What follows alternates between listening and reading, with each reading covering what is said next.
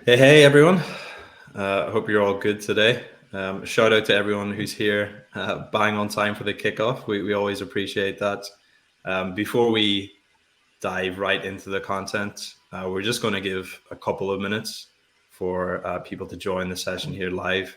Obviously, our speaker today is Yoann Ferrand, founder of In-House Partners and currently PPC consultant at Optio. How are things with you today, Yoann? Yeah, really good. Like, I'd love a bit of weather, but I'm going to be in Spain like next week. So, lucky me. Even warmer. Like, yeah, the sun's actually out in Manchester today, which is nice. A pleasant surprise. Um, I quite like the background that you've got. And is that the Optio office or is that your own office that you're in at the minute? Yeah, so I'm at the Opteo office in London, UK. So, yeah, they love their plant, and I could show it next, but there's a lot of guitars, drums, Oh, saxophone nice. next. So, yeah, quite a Cool. lot of things. Yeah, myself and Leo were actually in the brand new Lunio office yesterday, which is a fantastic space. If you're following the Lunio LinkedIn company page, you'll probably see quite a few photos and videos of our new space in Manchester City Centre over the coming weeks. But how are you doing today, Leo?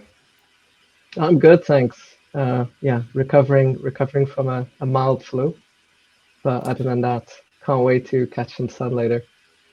Yeah, Yeah. yeah. Well, I appreciate you joining us when you're not 100%, and hopefully, it'll all be good today. Um, New office aside, um, I think I'll just give like a couple more minutes for maybe just one more minute for people to join in, and then before we dive right into the content, there's just a bit of housekeeping and just a few things to cover before we actually get into the main agenda points today. Um, as you can see, we'll just be sharing some of the slides there. I hope everyone can see those. All right, so I think hopefully everyone's there. I can see there's a few comments being in the chat at the minute. Feel free to get the discussion going there in the chat if you'd like. Obviously, welcome everyone. Very glad to have you here, whether you're here at the live session or watching back on demand. For those that don't know, my name is James. I'm the content manager here at Lunio. I'll be hosting the webinar today, asking the questions and hopefully keeping us on track for time. We're aiming for around 45 minutes with a short Q&A segment at the end. I'll say a bit more about that in a moment, but we should be okay to cover everything on the agenda. As you know, the title of today's webinar is Mastering Search and Shopping Ads from Clicks to Conversions, with a particular focus on strategies you can adopt to be more efficient with your ad spend. Obviously, because we're trying to appeal to a broad audience here, we're keeping the advice fairly broadly applicable to most people. If you have more specific questions that you'd like to ask Yoann, we do have the Q&A tab over there on the right, and you can leave questions specifically in there, and then we'll allocate some time at the end to go and address those. If you aren't already aware, this is the first webinar in a 4-part series. The next one will be the same time next Tuesday with our guest, Silvio Perez, founder of Ad Conversion, where we'll be focusing on display and video ads. So please do join us next week as well, but I'll say a bit more about that at the end of the session. But for today, we're going to be diving deeper into some of the tips and strategies that Yoann outlined in his chapter of the Performance Marketing Efficiency Playbook, which we published last week and which is available to download now free and ungated. Some of you might have already seen it on LinkedIn and you might already have a copy, but if you don't, you can actually find it here in the Documents tab on Goldcast next to the polls over there. And yeah, if you do download it, please do let us know if you find it useful. Please do share it with others. I put a lot of time into writing the content, and I know the wider team here at Lunio put a lot of work into this guide as well as Yoann and our other contributors. So it would make me very happy if you pass the guide along to someone else who might find it useful, and you can consider it your good deed done for the day. So obviously I interviewed Yoann for his chapter of that playbook, and we actually documented his top 10 tips for search and shopping. And in this webinar, we're going to be looking at some of those strategies that Yoann recommended in a bit more depth. As I said, hopefully those ones that are most broadly applicable to everyone. Before we get into that, just a few very quick bits of housekeeping. We are recording this session and it will be available to watch back on demand. We'll also be creating a webinar write-up and posting it on the Lunio blog tomorrow, and we'll email you the link to that when it's live. As I said, any specific questions for Yoann, you can add them to the Q&A tab over there, and we'll get round to those at the end. We probably won't have time to answer every single question, but if we don't get round to your question, we will get an answer for you and forward it on to you afterwards. And we'll also be running a few audience polls and quiz questions during the session, the first of which I can just showcase now. So I'm just going to see if I can. It's not actually letting me bring the quiz question on to the screen at the minute, but if you go to the polls tab, you can. Oh, there we go. Thank you for that, whoever's done that. But yeah, so throughout the session, we will be having a few of these quiz questions and polls. The answer to the quiz question will be added into the chat, the correct answer. So if you're wondering about that, you can just check the chat. But for the most part, we'll just go back to sharing the slides. So that's all the housekeeping out of the way. And we've got 5 main points on the agenda here today, as you can see. Firstly, we'll be exploring how you can leverage customer lifetime value, or LTV, to drive long-term success across search and shopping.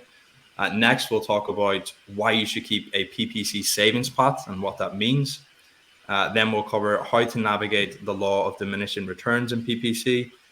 After that, we'll discuss how to focus on quality traffic over quantity traffic, with a particular focus on how to make best use of broad match, before closing with a discussion on best practices for investing in Microsoft ads. So with that preamble out of the way, let's get into the content for today. So the first question, Yoann, how and why should marketers leverage customer lifetime value to drive long-term success across search and shopping ads? Sounds good. Thanks for joining and welcoming me. First of all, for a US speaker, I am French. You will get used to the French accent quickly, I promise. So a quick reminder about LTV. LTV is basically what customers bring on the table for your business. It's about the total profit during the entire time that they interact with your clients or your business in general. So when we talk about optimize it towards LTV, we talk about essentially which customer are actually the most valuable or loyal to you, and where can you make the most of your budget. So whoever talk about LTV essentially sometimes try to make it too complex. And that's one takeaway I want you guys to have, is that when we think about LTV, the perfect is the enemy of the good. The best things you can do towards optimizing and pushing LTV to your platform is to try to find compelling stories, like stories that the PPC team can understand easily and can take action. One example could be people who actually purchase via the app are twice more valuable than some others. So in that case, the PPC team should try to build more targeted campaigns towards app downloads, try to figure out how to download more the app, try to figure out how to inform the machine about a purchase and if it's a new or an existing customer. Another thing that people do in terms of LTV is that they are trying to influence the normal business. They try to say basically, we are going to increase the number of repeat purchase. I will not advise that. One example is simply, do you know anyone who has 4 washing machines in their flat? I don't think so. So if your repeat purchase is 1.2, your objective is to bring this value to the platform and to help the PPC team to make the right action. Your objective is to allow them to ease targets into where it's the most valuable for your business. So I can let Leo explain a bit that, but another key takeaway I want you to keep about LTV is don't make it complex. LTV is often when someone purchases a tennis ball, they could be a beginner tennis player, they could be an advanced tennis player, they could be as well an existing customer purchasing the same tennis ball all the time. So it's about yourself trying to figure out what has the most volume and where your PPC team can take action. Nice, thanks, Yoann. I think this point really highlights the importance of drilling down into your historical performance data, and there is a potential goldmine of insights that you can pull out of there if you do your due diligence. And we do kind of talk about auditing historical performance data in a bit more detail in the playbook itself. But just on this point, Leo, is there anything that you would like to touch on about LTV, perhaps specifically in the context of B2B and SaaS, which is often, it's quite a bit different from retail and e-commerce? Yeah, absolutely, James. Thanks. By the way, Yoann nailed it there with the washing machine analogy. Love that. Yeah, so I guess it really comes down to how you're measuring LTV within the ad platform that you're advertising on. So put it this way, and I'll speak from a bad experience that actually we've gone through, which is most marketers would typically only evaluate the success within an individual ad platform. So you would maybe set up some benchmarks or agree on certain KPIs based on your cost per acquisition, or maybe your return on ad spend, which is fairly easy to measure. But because the goal is typically long-term revenue, I think especially in the SaaS world, so if you're, let's say, a monthly recurring customer, you really need to understand which customers are more likely to renew at that higher rate. And I guess it comes down to being able to sync that data into Google Ads. So the main methods that we look at is through CRM and offline conversion syncings, and then really understand that what we found was, despite certain campaigns having a lower CPA, it might be that maybe a campaign that has seen twice the cost to acquire a customer has acquired a much higher value customer, a customer that has renewed over 3 times. So really trying to understand which campaigns would drive that long-term growth rather than short-term gains. Yeah, it is very tempting to focus on the short term, obviously, and it does. It takes a more considered approach to take a look at the bigger picture more holistically. But obviously, if it is long-term success you're interested in, that is key. I think, Yoann, is there anything else you'd like to touch on in terms of LTV before we move on?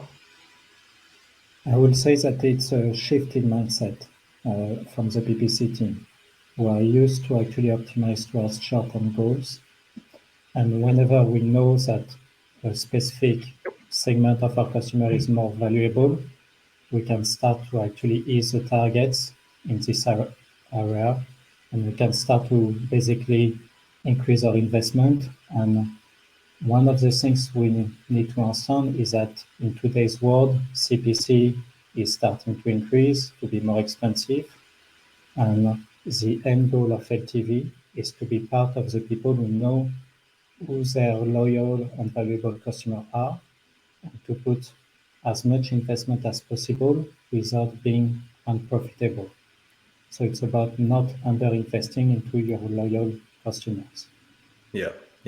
And we'll kind of circle back to that point a bit later on when we talk about the law of diminishing returns in PPC and making sure that you are investing money profitably. But in terms of the next question, this was kind of question that stemmed from one of the really interesting points that I thought came out of our previous interview, Yoann. This concept that you suggested of keeping a PPC savings pot to save some of your budget during lower performing periods. I hadn't heard of anyone doing this before. There probably are quite a few people doing it, but it was new to me, and it kind of immediately made sense. And I was just hoping you could talk a bit more about your approach here and how you handle this idea of the PPC savings pot. Yeah. So a saving pot is essentially to accept that there will be good times and bad times during the year. An example are the strikes. In UK right now, a lot of strikes drop conversion rate for many business, and it's a lot more difficult to achieve your goals during this period. So if you come to the C-suite or the finance team or the stakeholders and mention to them, look, we have a quarterly budget and a quarterly target. Right now, I have a bad time. Let's save this money. Let's not try to reach this month's budget, but let's save this money and let's reuse it during better time. But I'm still going to focus into the quarterly budget and the quarterly target. I'm still going to achieve this. And if I'm not able to actually use this money, I will either basically do additional tests. It could be adding YouTube on top of paid search, or it could be as well to pass the budget towards another channels who has a limited budget and could achieve better results with this budget. Nice. So in this context where paid search and shopping aren't performing as well as you like due to strikes or for whatever reason that is outside of your control, how much are you typically scaling back spend and investing into other areas? Is it like 20%, 30%, or I know it's hard to put a precise figure on this because every business and situation is different, but what kind of percentages are you looking at when you're scaling back and reinvesting in other areas? It isn't so hard if you know about your CPA target and your ROAS target.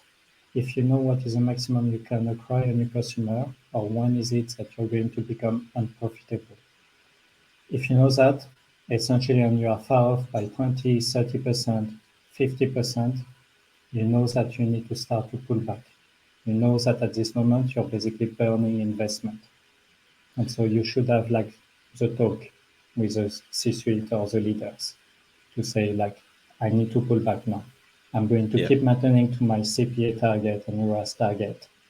I'm not going to try to push too much and expect basically you're not going to invest the entire money this month, but I will come back next month as soon as we are better.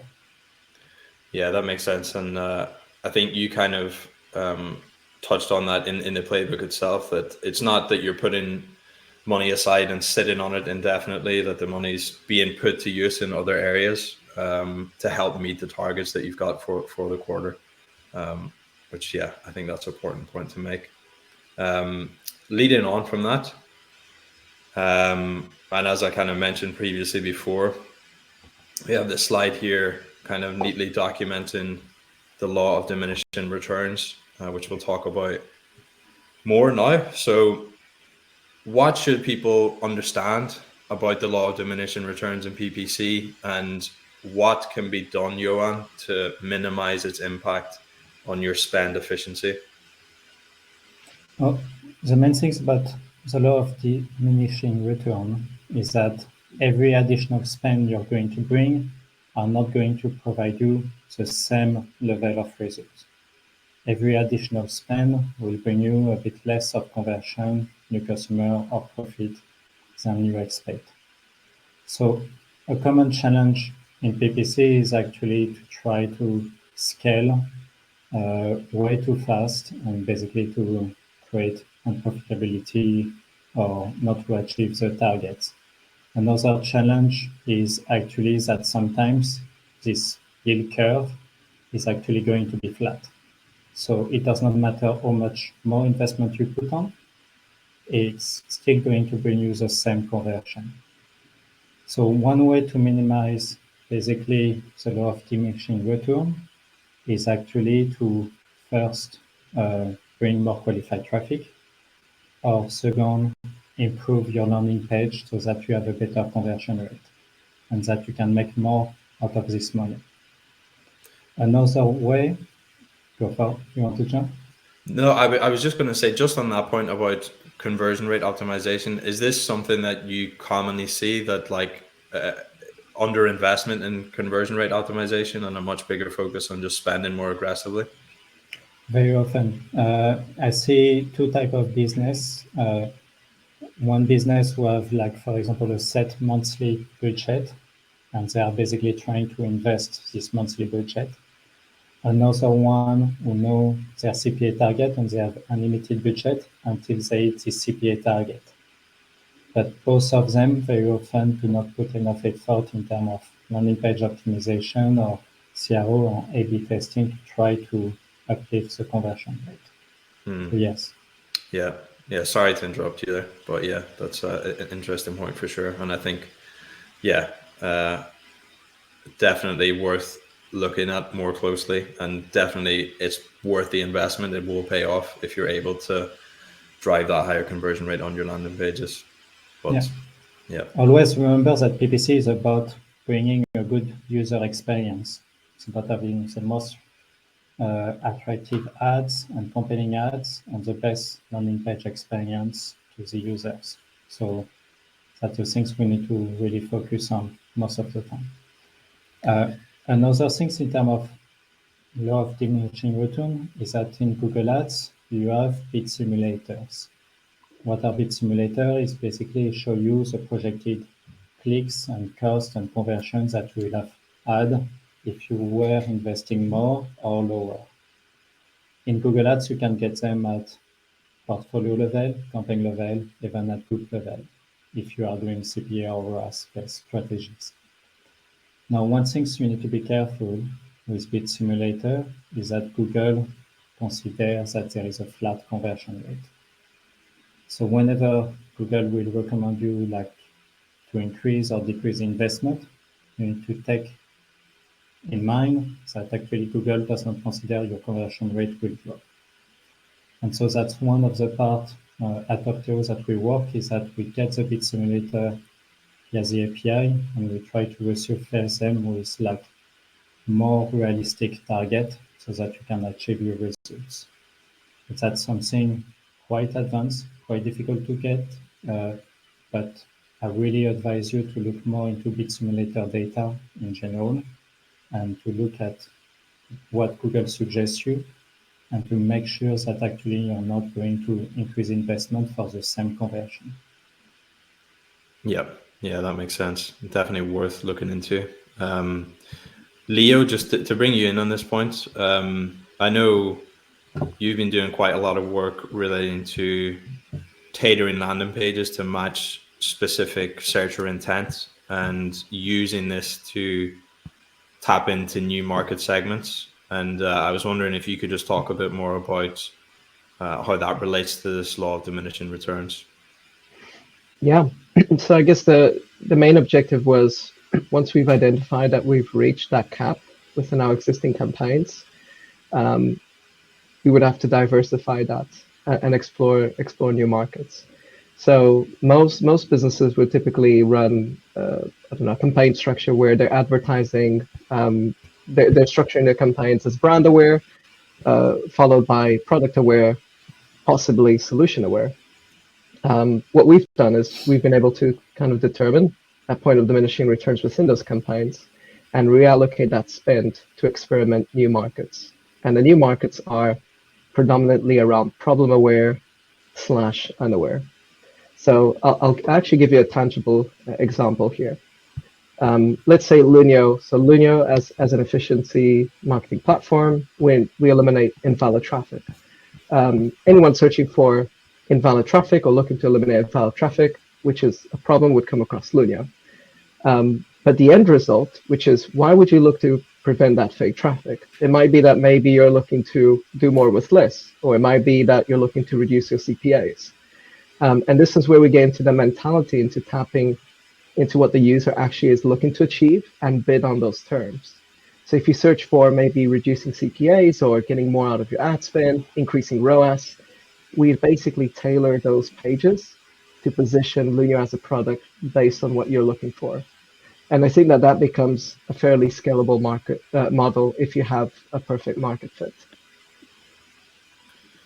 For sure. There is a lot of work involved there in creating those landing pages and doing all the research to find those terms, but it's definitely likely to pay off if you can get that right.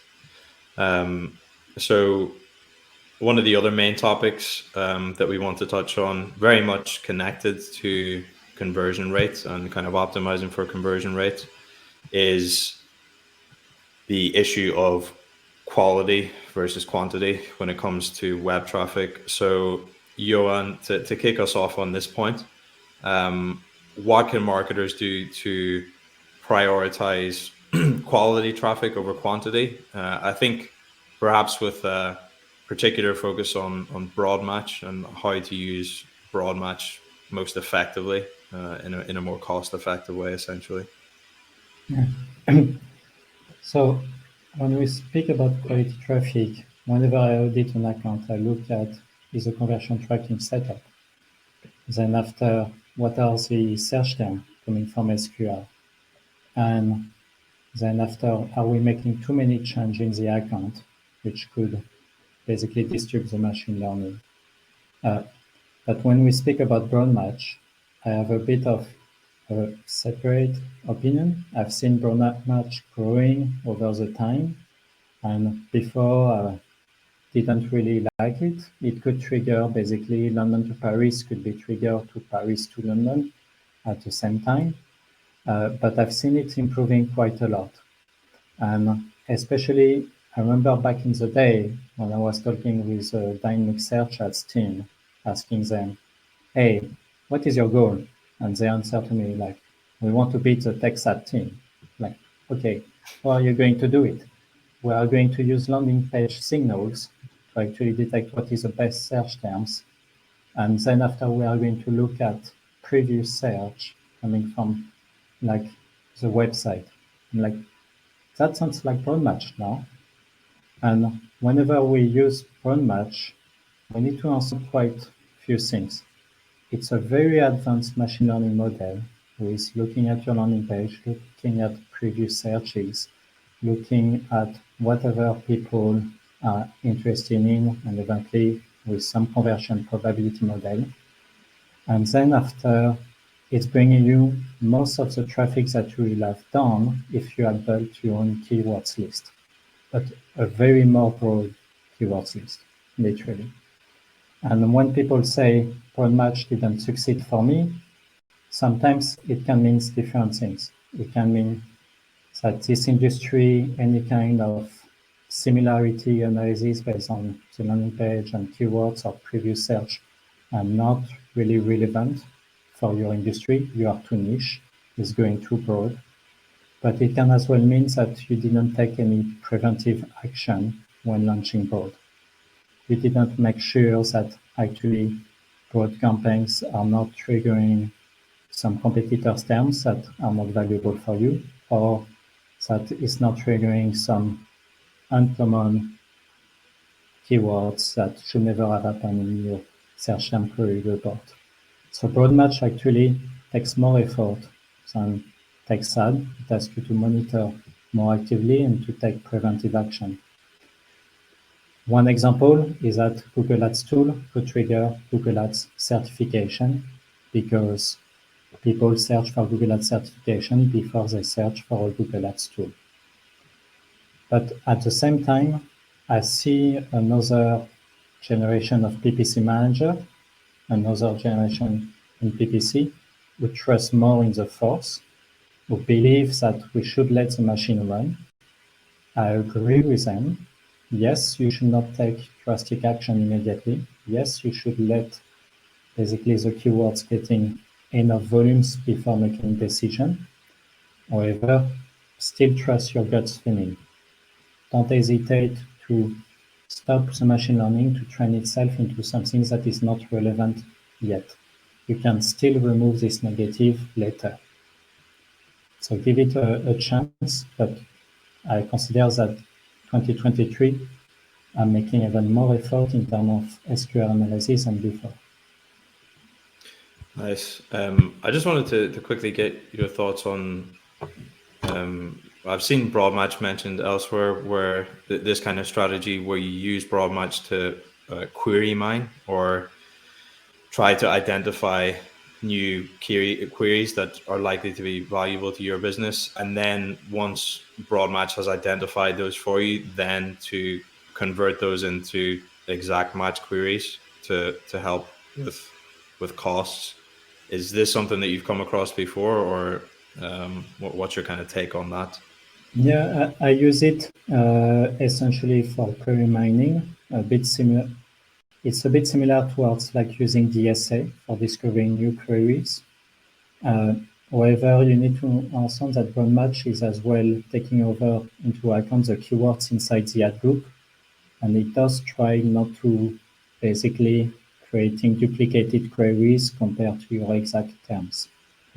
So you can use it essentially to try to broaden your traffic, but it will depend if your investment is limited. It will depend as well if you have a list of winning horses that you really want to keep investing on. And then after, if you have like investment to scale. So it all depends on how far do you want to go to use broad match. And after creating exact match, yes, but I recommend essentially to create exact match for your best performing keywords. I always have this nice list of exact match queries that I don't want like to drop in volume or in investment. And I've seen in some accounts basically using broad match where their best performing query suddenly disappear. You check over last year, it's not being triggered anymore this year. So it's better to check over back what was performing before, what are your winning horses, and to keep a close eye on it.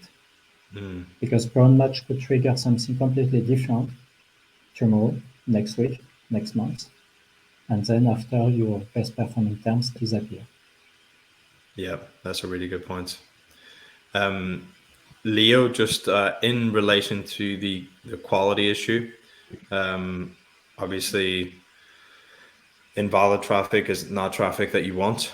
And could you tell us a bit more about the levels of invalid traffic that we typically see across search and shopping campaigns at Lunio?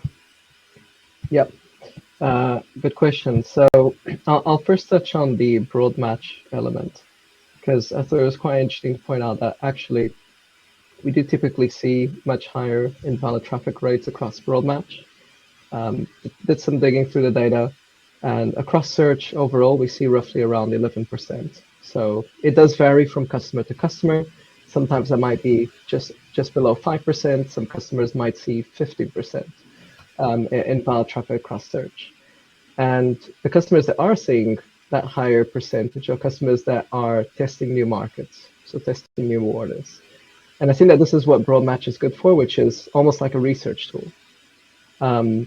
So to touch on that, I guess search, or mostly inbound channels, so search and shopping, typically see lower rates of invalid traffic. So again, shopping is very similar, around the 10 to 15% rate as an upper bracket. It gets very interesting when you start tapping into outbound markets. So things like display, video.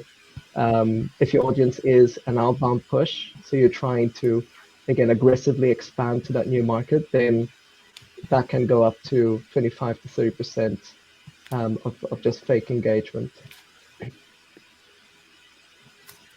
Nice. And I think we're for sure going to touch on that in a bit more detail on the next week's webinar with Silvio, when we look at display and video in a bit more detail. But yeah, for sure, from the data that we've seen across Google Display Network in particular, much higher levels of invalid traffic there. I did want to quickly add that, I guess, as a quick takeaway for the audience here, is even if you don't have a solution like Lunio, the one thing that we do keep consistent with every campaign that we run is utilizing exclusion audiences.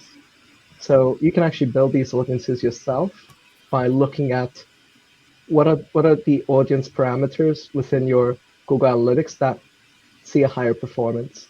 So you can actually build these custom event audiences to say, maybe I'd want to bid more on people that have a lower bounce rate. Or maybe on, let's say, people that have more pages per session, if there's a higher correlation towards conversion rates or return on ad spend. So to me, I would say audiences is the way to go for now. And then that feeds into this machine learning algorithm, which is if you're feeding Google Ads or any ad platform good data, then to that point, you can have a little bit more confidence on the force, as Yoann put it. Yes, but never blind faith. You want to increase your confidence, but to a certain point, I'd say. So I think we'll just move on to the next point here. Again, this was something when I first spoke with you, Yoann, I wasn't necessarily expecting to see a suggestion about Microsoft Ads, just because it is so much less widely used or less prevalent than Google Ads, obviously. But I think some of the points that you made in the chapter about Microsoft Ads and how to get the best out of it were really quite useful. And I think because most people aren't investing quite heavily in this area or investing at all, I think this is an interesting point to touch on. So, Yoann, why is it that you recommend performance marketers who aren't already using Microsoft Ads begin to do so? And if they are going to get into Microsoft Ads, what are the first steps and best practices that they should follow to make sure that they're maximizing their spend efficiency on Microsoft Ads? Yeah. So let's remember that Microsoft Ads include Bing, Yahoo, DuckDuckGo, Ecosia, and some of these partners are very fast growing. So before Microsoft Ads started, it was like maybe 3-5%. Now it's 22% of desktop search and 12% of desktop and mobile. Google is still dominating, but Microsoft Ads can help you not to put all your eggs in the same basket. One of the pitfalls of Microsoft Ads is that you really need to understand it's not the same as Google. It does not have the same machine learning capabilities. CPA building can be less effective than Google Ads, and you need to really adapt to the platform. One thing I will call for attention for Microsoft Ads, it does not have the same search volume. So what does that mean? Is that if you have yourself a 2% conversion rate, you need 3 conversions to make a decision. So you need 150 clicks in Google Ads before making a decision. In Google Ads, it might take you 2 weeks. In Microsoft Ads, it will take you 7 weeks. So once you understand that it takes longer for Microsoft Ads to make decisions, that it has less capabilities, then after, what you want to do is to put all your winning horses into Microsoft Ads. You don't want to actually import the entire inventory from Google Ads into Microsoft Ads. Like I said, it's basically like bringing a bull in a china shop, or like we say in French, an elephant in a porcelain shop. So you literally try to bring everyone into the party and to make it overcrowded. Now, what I would really recommend is for you to create dedicated campaign. You already spend a lot in Google Ads. You already understand what are the best performing keywords. You know about your market. So it is the same intent in Microsoft Ads, maybe different people, but same intent. So start to invest into Microsoft Ads, focus to have a good conversion tracking there, and give it a chance. Let it run with what is winning already. Don't try to put 10,000 keywords into one platform who is going to take a year to make a decision. It's not going to work. You're putting it for failure. Yeah, that's a really good point. Like it's not the same as Google Ads, and you can't treat it the same. And that point that you made about starting small, essentially, and allowing that time and understanding that the time scales are going to be longer, and accepting that upfront and not getting impatient and kind of throwing everything in there at once. Do you have any advice on what percentage of your budget you'd recommend people experimenting with Microsoft Ads? How much of your budget are you putting into Microsoft Ads? I will say, like, you don't need to convince too many stakeholders to start with 5%. Then after, you need to stick to the same target as Google Ads, because you still want Microsoft Ads to invest with the same target. And until you have this target in Microsoft Ads, you can keep growing. I have some clients who have 20% of their investment, as I have some others, they achieve like only 5% of their investment. But you don't want to invest 30% in Microsoft Ads with a higher CPA target or lower ROAS. It's not going to work. Yeah, great point. It's very, very much down to where your audience lives, I suppose. Sorry, I'm just adding here because I do recall previous industries that I've worked in, so cybersecurity being one of them, where I think roughly 35% of total traffic was coming from Microsoft versus in a separate industry. I mean, you wouldn't typically see that much of a high volume. It is a default search engine on Android, and many platforms use it, many customers use it. I personally do all my search on Ecosia. It does not have the best ads, but honestly, sometimes I prefer to have an impact on the environment. I like to basically use it. Other people will use DuckDuckGo for privacy purpose, and in Europe, it's becoming even more important. Leo, just why was the percentage so high in cybersecurity? What was the reason for that? I think it's what Yoann just mentioned around it being a default search engine across certain platforms. So funny enough, within our target audience, most of our target audience would be, let's say, using Microsoft Suite and Outlook, for example. Okay. Yeah. And I'm assuming there must be some kind of correlation between that. By the way, just a word of advice for anyone here is, as tempting as it might be, never press the sync button between Google Ads and Microsoft Search. Never, ever press that button. Well, I presume this is you've learned the hard way, Leo, and you've done this and learned from experience. Yes, it is. It is a quick win. I suppose it is a quick win if you're going to spend more time within that platform to set it up properly.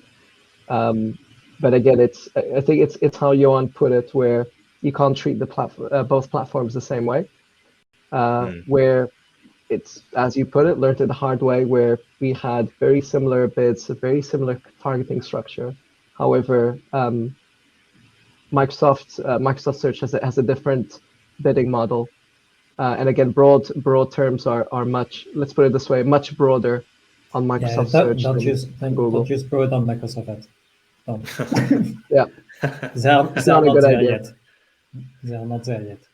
Nice. However, we did see the highest return on ad spend investing in Microsoft Search. So it's not that we probably spend like maybe 10% of our total ad budget, but CPAs there are fairly low, and despite invalid traffic percentages being slightly high on Microsoft compared to Google, you can still exclude these via audiences.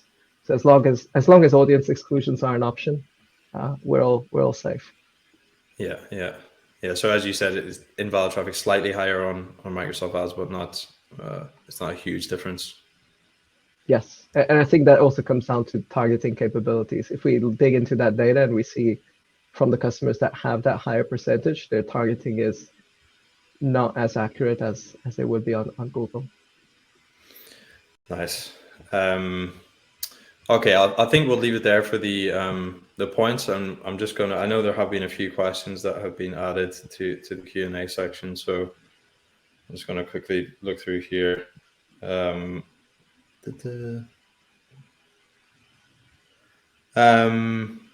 first one, Yoann, question. I can't actually see who asked this question. It says anonymous, but is broad match a good approach to enter in a new market?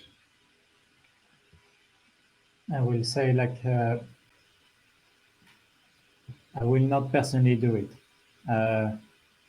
I check over the website, check over what are the recommendations, what I believe could be best performing keywords, and then I start small with my investment. But it can depend. If you need to do the discovery as fast as possible, it could be good to activate it for short term, but still remember that brand match needs its own learning phase to be able to be successful. It's a very powerful ML model, and it needs weeks to be able to make like the right assumption. So activating it for discovery, yes, maybe, but I think it will be like a bit of a waste. Brand match really needs like sometimes. Nice. Leo, I think this is probably a question for you. I think we've already kind of touched on it in terms of exclusion audiences, but any tools or settings you've used to successfully exclude bad traffic? Yes, unbiased, Lunio. No, it's funny how we kind of got to using Lunio. So I guess every marketer would be looking at audience exclusions anyways. So we first started excluding it via events. So you would set up these event triggers to understand, okay, we want to be excluding lower quality traffic. The benefit with Lunio, and this is us using our own platform, is we can actually pull data from one platform and exclude it in another platform. So for example, despite Microsoft seeing a low search volume, I could still build those exclusion audiences based on Google's own search volume. So I can actually ping that exclusion audience into Microsoft just in case that there are similarities between the two. Yoann, one for you. I will say, sorry, go ahead. I will answer to this question as well. I will personally say on bias of TO2, not because of the tool, but because we basically spend quite a lot of time to build two improvements. One is industry negative, so it's a prediction in terms of which negative should be added before you start investing. So it's going to suggest you some common keywords that many people will add as negative. It's completely aggregated. Another one is an n-gram improvement, which run over multiple time range.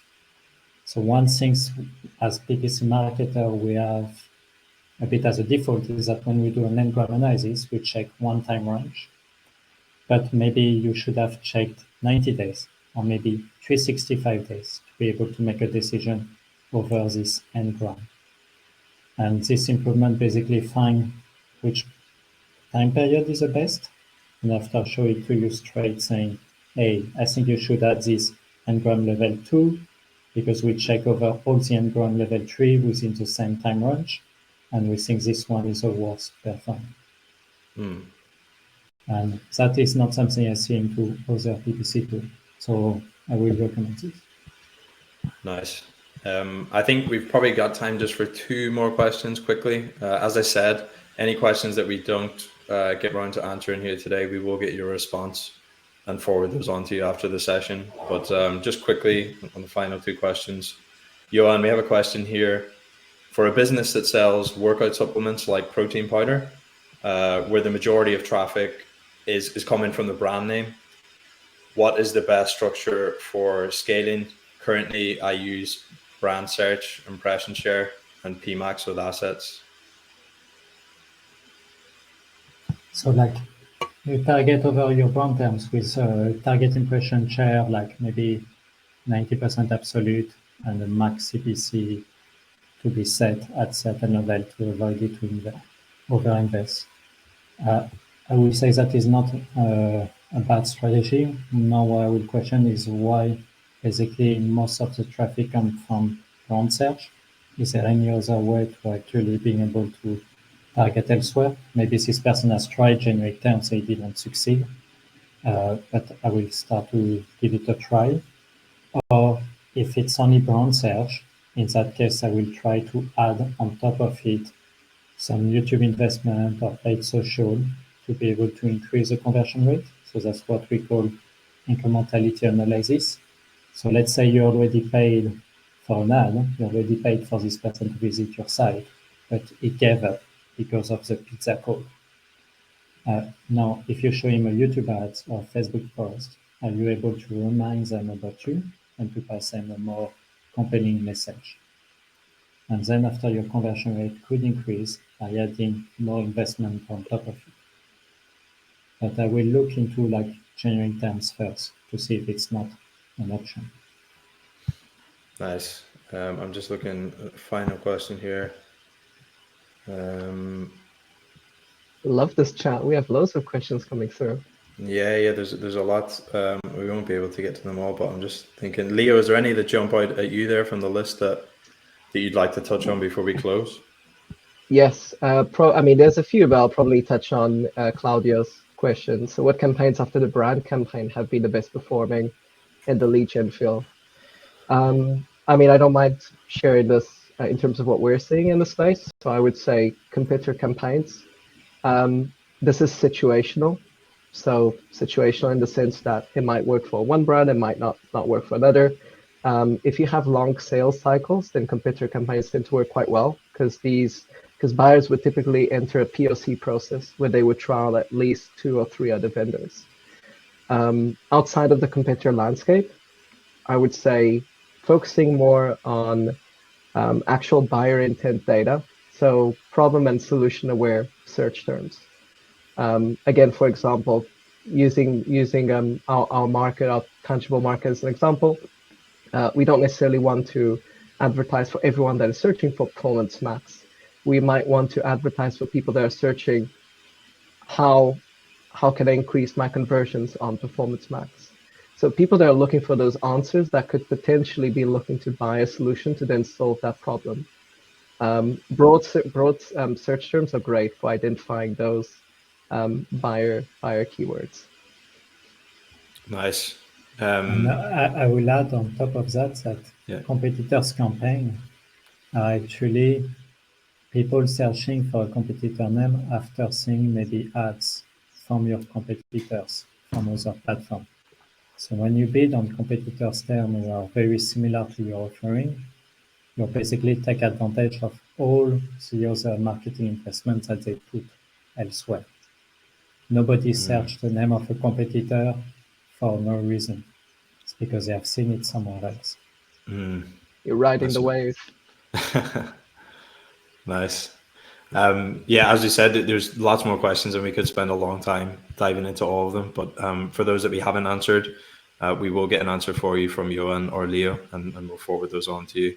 I think that's it. We will need to wrap up here so we don't run over too much on time. But big thanks to Yoann for all his tips and insights that he shared today. A lot of useful takeaways there. Yoann, could you let people know where people should go if they want to connect with you, and if there's anything else you'd like to mention before we close? Yeah, so just drop me a message on LinkedIn. I'm writing a weekly PPC news so that everyone in the industry can have like the most compelling and most neutral news in the industry. So feel free to subscribe. Opteo always have like a 30 days free trial. Feel free to test it. And again, PM me if ever you want to discuss further or if you need help. I'm here. I'm helping different communities, so happy to help. Nice. Likewise, if you have any questions for us, you can contact us directly at hello@lunio.ai, and we'll be happy to help there. Just quickly, as I mentioned in the intro, the next webinar in the series will be at the same time next Tuesday with our guest Silvio Perez. The focus will be on display and video ads, so please do join us then. In the meantime, before that webinar next Tuesday, you can check out Silvio's chapter in the Performance Marketing Efficiency Playbook to give you a flavor of what to expect during that session. Leo, do you just want to quickly talk people through how they can get a 14-day free trial of Lunio if they're interested? Yeah, so I would say, I mean, obviously feel free to DM me directly. If you've signed up, you probably have me in your newsletter. I would say you can sign up via the link, or you can scan the QR code. A bit more context on what this free trial actually is. It is more of an audit. So without much code required, we would basically scan your state of paid media to then identify which channels, which campaigns, which placements are seeing the highest invalid traffic percentage. So calling this wasted spend. And then there is a term that I love using, which is the road to efficiency starts by eliminating what doesn't work. And yeah, fake traffic is a first step on that list. Nice. Thanks, Theo. And lastly, big thanks to everyone for tuning in, either here live today or watching back on demand. Hope to see some of you again at the same time next Tuesday. Take care, everyone, and all the best with your search and shopping campaigns. Thank you. Thank you so much. All right. Thanks. Yep. Bye.